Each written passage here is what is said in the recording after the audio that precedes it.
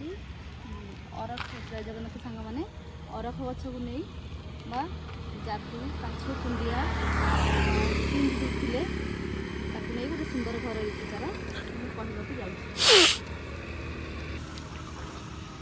ଅରଖ ଗଛ ଦୁଇ ପ୍ରଜାତିର, ଗୋଟେ ହେଲା ଧଳା ଅରଖ ଆଉ ଗୋଟେ ହେଲା ନାଲି ଅରଖ। ଧଳା ଅରଖ ସମସ୍ତଙ୍କ ବାଡ଼ିରେ ମିଳେ, ପୂଜାରେ ଲାଗେ। ଆଉ ନାଲି ଅରଖ ରାସ୍ତା କଡ଼ ମାନଙ୍କରେ ସବୁ ଜାଗାରେ ଦେଖିବେ ନାଲି ଅରଖ ମିଳେ।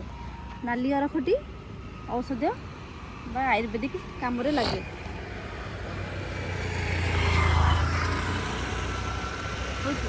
ଯାହାର ସ୍କିନ୍ ଡିଜିଜ୍ ଥିବ ସେ ଚିନି ଖାଇବା ବନ୍ଦ କରିବ। ପ୍ରଥମ କଥା,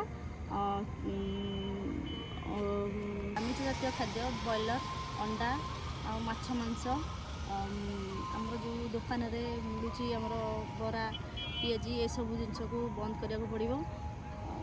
ଏଇ ପତ୍ରରୁ ଯେତିକି ପାଣି ଆପଣ ଗାଧଉଛନ୍ତି, 5 ଲିଟର କି 6 ଲିଟର ପାଣି କି 7 ଲିଟର ପାଣି, 4-5ଟି କି 6ଟି ପତ୍ର ପକାଇଦେବେ, ତାକୁ ସିଝେଇଦେବେ ଭଲ ବାଗେ, ତାକୁ ଗାଧେଇବେ।